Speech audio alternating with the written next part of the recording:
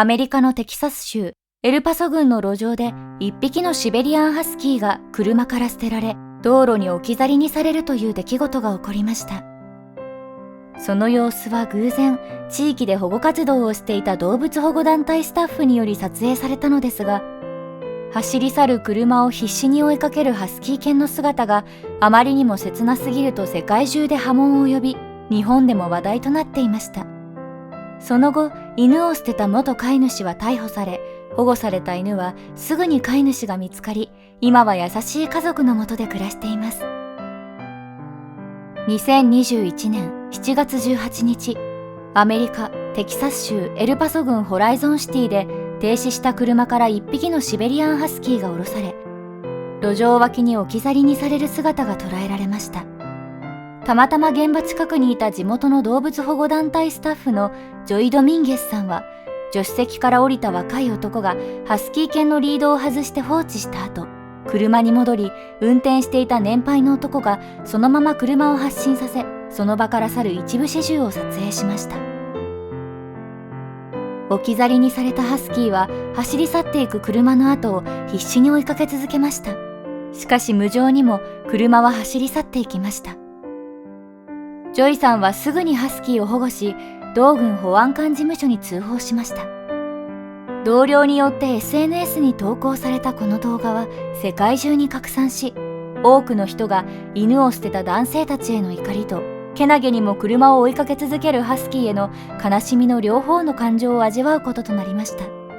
保安官事務所からの連絡により、犬は動物保護団体に引き取られましたが、幸いなことに間もなくして新たな飼い主が見つかりました。動画を見て激しく心を痛めた地元のクラップサドルさん一家が犬を引き取ることを申し出たのです。7月21日、一家に迎え入れられた推定年齢10ヶ月のハスキーはナヌークと名付けられました。ナヌークは新たな家族のもとで2度目の人生を歩み出しました。エルパソ郡ではペットを遺棄すると動物虐待の罪で罰せられます。起訴され有罪判決が下ればテキサス法により最長1年の収監の可能性もあるといいます。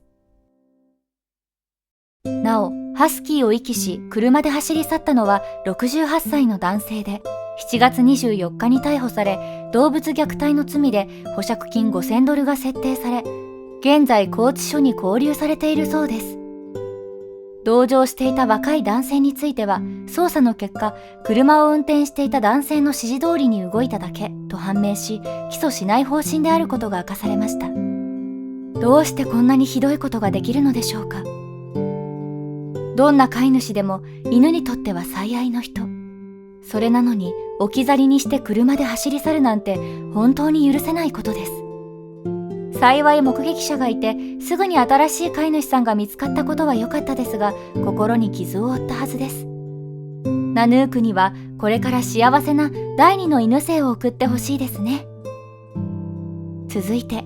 車を停車させゴミ捨てから戻ると、ガリガリに痩せた犬が助手席に座っていました。ここから始まる犬の物語をお伝えします。気候がまだ十分に暖かくなる前のある日のことです。アメリカ・ミズーリ州から隣のアーカンソー州に釣りに出かけたビル・シェイバーさんは、帰り道の運転中にトイレに行くために川沿いの休憩所に車を止めました。辺りに人影はないし、車を離れるのはほんの 1、2分。そこでビルさんは捨てようと思ったゴミの袋を手に車から降り歩き出しました。エンジンはかけっぱなし、ドアは開けっぱなしでした。ビルさんが戻ってきた時も車はまだそこにありました。盗まれても壊されてもいません。車上荒らしにあった形跡もなさそうです。ところが、車の助手席には思いもかけないお客様がビルさんの帰りを待っていたのでした。なんと、助手席に縮こまってビルさんを見上げたのは、骨が浮き出すほどに痩せ細った犬でした。車のドアが開いているのを見て、冷たい風を避けようと入り込んだのでしょうか。ともあれ、この犬がお腹を空かせていたのは明らかだったので、ビルさんは車に残っていた食べ物を犬に与えました。と言ってもお菓子しかなかったのですが、犬は喜んで食べたといいます。この犬は今現在誰かに飼われているという感じではありませんでした。お菓子を食べ終えて訴えるように見つめる犬を眺めているうちにビルさんの決心は固まりました。そこで携帯を出して犬の写真を撮ると妻にメッセージを送ったのです。もう一匹犬を飼うというのはどうだろう。すると妻のアンジェラさんからはすぐに OK の返事が来ました。そして2人は犬の名前をリバーと名付けました。川沿いで初めて出会ったこの場所にちなんで付けられました。実はビルさんとアンジェラさん夫妻は大の犬好きだったのです。2人の家にはすでに保護犬が3匹と保護猫が1匹一緒に暮らしていました。車が家に着くとアンジェラさんと息子が迎えに出てきましたが、リバーは車から降りるのを渋りました。外が怖いというよりも初めて親切にしてもらったこの場所を離れたくないという感じでした。なんとかしてリバーに車から降りてもらい家に入れると、次は他の家族たちとの引き合わせです。1匹ずつ引き合わされた先住犬たちは皆リバーを群れの新しい一員としてふさわしいと認めました。ただ猫だけが馴染むのに時間がかかったのですが、それもせいぜい数日のことでした。